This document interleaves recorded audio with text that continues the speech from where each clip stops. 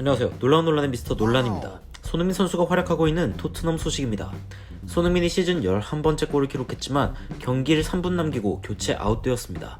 마치 징크스처럼 손흥민의 교체 아웃 이후 90분에 터진 리버풀의 피르미누의 골로 결국 토트넘은 리버풀을 상대로 승점을 하나도 못 가져가게 되었습니다. 영국 ESPN에서 해당 경기에 대해 뜨거운 논쟁이 일어났는데요. ESPN의 전문가로 등장한 크레이그 벌리는 자신이 리버풀보다 토트넘을 보는 것이 더 즐거웠다면서 클럽에 대한 비판을 하는 모습을 보여주었습니다. 이에 대한 이야기 전해드리기 전에 경기 주요 장면은 어떤 부분이 있었는지부터 바로 들어가 보시죠.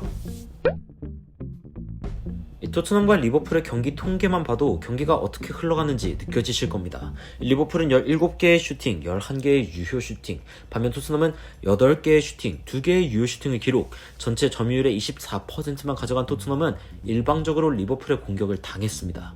하지만 리버풀이 토트넘에게 일격을 가하기는 상당히 어려운 상황이었고, 첫 골을 기록한 리버풀의 살라는 굴절로 인한 행운의 골을 가져갔습니다. 토트넘은 역시 한 번의 기회를 놓치지 않은 손흥민 선수의 엄청난 골로 동점을 만들었습니다. 옵사이드 체크를 할 때 상대 수비수와 완전 동일 선상이란 판단이 내려졌으며, 손흥민 선수는 자신에게 공이 오는 순간 골문을 향할 수 있도록 살짝 돌아뛰며 전매 특허 마무리를 보여주었습니다. 무리뉴가 기대하는 모습 그대로죠. 그 이후 후반전엔 토트넘이 좀 더 공격적인 모습을 보여주기도 했습니다. 베르바이는 두 차례의 결정적 기회에서 한 차례 골대를 맞추며 리버풀을 위협하고, 케인 역시 슈팅을 시도하며 전반에 1개에 불과했던 슈팅이 후반전에 7개나 기록하는 상황이 연출되기도 했습니다. 하지만 득점을 만들어내지 못한 토트넘은 결국 후반 막판에 손흥민을 교체시키며 알리를 투입하는 수를 두었지만 오히려 토트넘의 징크스를 강화해버렸습니다. 정규 시간 90분이 다 지나가는 시점에 피르미누의 헤딩골이 터졌으며 제공권에서 밀리지 않던 토트넘이 유일하게 준 헤딩 찬스가 골로 연결되었습니다. 이 해당 골은 손흥민 선수가 교체되어 나갔을 때 발생했다는 점이 또 한 번 토트넘 팬들의 아쉬움을 자아내기도 했습니다만, 이 경기에 대한 영국 ESPN의 평가는 상당히 논란이 크게 일어났습니다. 어떤 내용인지 바로 들어가 보시죠. ESPN UK에서는 토트넘과 리버풀의 경기 후 드디어 선두가 여유있는 승점 차이를 벌렸다며 이번 시즌 들어 처음으로 1위 팀의 윤곽이 드러난 부분에 대해 조명했습니다. 이 해당 프로그램의 진행자인 댄 토머스는 결과가 양팀 모두가 가져갈 수 있었던 상당히 팽팽한 경기였다며 보기 즐거운 경기였다고 평했습니다. 그런데 영국 ESPN의 전문가 크레이그 벌리는 토트넘에 대한 극찬을 하기 시작했는데요. 토트넘은 가장 공격적인 팀이 아니고 가장 재미있는 팀도 아닌 것은 확실합니다. 하지만 그들의 경기가 점점 흥미로운데 그들이 상당히 조직력이 좋은 상황이고 공격도 위협적이기 때문입니다. 그러면서 자신이 생각하기에 리버풀전은 토트넘이 결과를 가져갔을 수 있었다고 전했습니다. 베르바인이 손흥민과 케인만큼 정확도가 있었다면 3대1로 앞섰을 겁니다. 토트넘은 속상하겠지만 그래도 이 경기를 제대로 끝장낼 기회였습니다. 그러면서 리버풀이 전반전에 좋은 경기력을 보인 건 사실이지만 운 좋게 승리했다 평했습니다. 크레이그 벌리는 그 이후 상당히 강력한 주장을 했는데요. 나는 사람들이 내 평론을 듣고 짜증이 냈으면 좋겠다. 리버풀은 토트넘보다 별로고 그 이유는 리버풀의 감독 때문이다. 그러면서 이번 경기 0명의 교체를 한 클롭 감독에 대해 비판했는데요.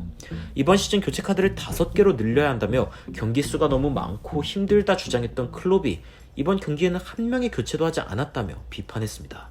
게다가 리버풀은 이번 경기에서 제대로 된 기회를 가져가지 못했다며 토트넘을 상대로 이긴 것은 운이 좋았던 것이라 평했습니다. 또 다른 전문가 위르겐 클린스만 역시 토트넘이 가져갈 만한 경기였다 평했습니다. 리버풀을 상대로 토트넘이 승리했다면 이번 리그 승리에 대한 진지한 신호였을 텐데 이제 리버풀이 승점 3점 앞서가며 자신감을 갖게 된 것이 토트넘에게 상당히 아쉬울 것이라고 평가했습니다. ESPN의 전문가들은 전체적으로 토트넘이 자신의 수비적인 의무를 다했고 기회를 제대로 연결시키지 못했다 평했습니다. 크레이그 벌리는 이기는데 왕도는 없다며 모두가 리버풀, 바이에른, 바르셀로나일 수 없고 토트넘은 많은 돈을 쓸 수 없는 상황에 최고의 결과를 만들어내려는 노력이 돋보인다며 무리뉴의 수비적인 전술에 대해 극찬을 하는 모습을 보여주었습니다. 하지만 위르겐 클린스만은 토트넘의 수비 전술이 얼마나 지속될 수 있을지 의문을 제기하며 결과를 가져오지 못하고 우승하지 못하면 이 수비 전술이 지속될 수 없을 것이라 평했습니다. 하지만 크레이그 벌리는 다시 한번 토트넘을 비호하며 수비적인 구성을 칭찬해야 한다 했습니다.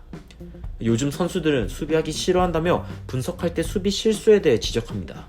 그런데 토트넘의 수비적 조직력에 대해선 칭찬하는 모습을 보이지 않습니다. 여기 있는 전문가들은 모두 위선자입니다.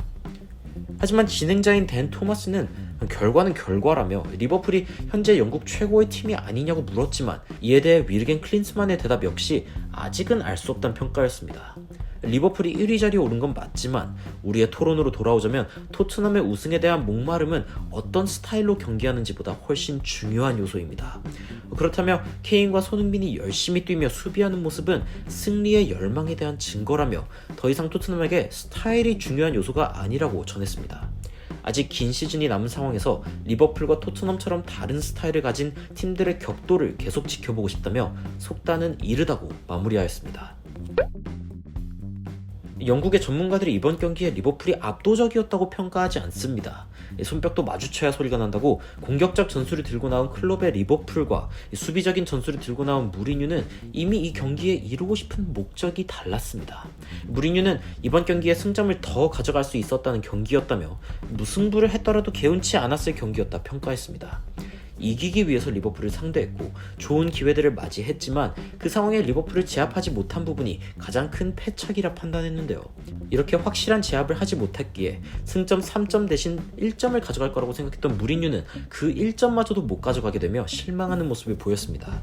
무리뉴는 베르바이니 키퍼와 1대1 상황을 2번이나 만들어낸 것과 케인의 헤딩 그리고 역습 기회가 마무리되지 못했던 순간들을 아쉽다고 평가했으며 그렇다고 자신들이 이번 경기를 졌다고 변하는 것은 없다며 더 나아질 것을 목표로 삼았습니다.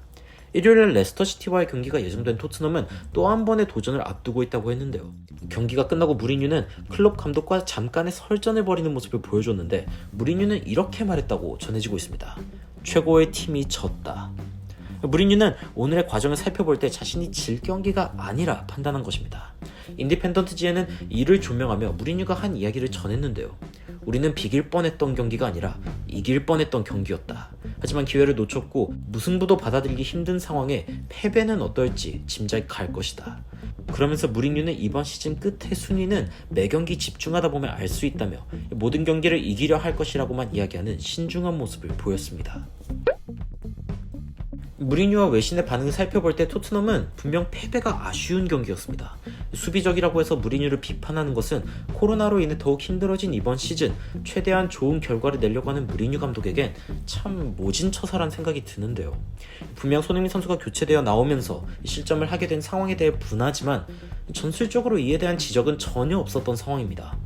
토트넘의 불운이라는 평가가 지배적인 가운데 과연 리그가 반환점을 도는 1월 29일 토트넘의 하반기 일정의 첫 상대인 리버풀에게 무리뉴가 이야기했던 최고의 팀이란 말을 경기로 증명할 수 있을지 주목할 수밖에 없는 이유입니다. 오늘 미스터 논란이 전해드리는 놀라운 논란은 여기까지입니다. 댓글로 의견 남겨주시면 더 좋은 영상으로 찾아뵐 수 있도록 노력하겠습니다. 추가적으로 흥미로운 외신 소식이나 해외 반응 있으면 전달드리도록 하겠습니다. 놀라운 논란 전해드리는 미스터 논란이었습니다. 시청해주셔서 감사합니다.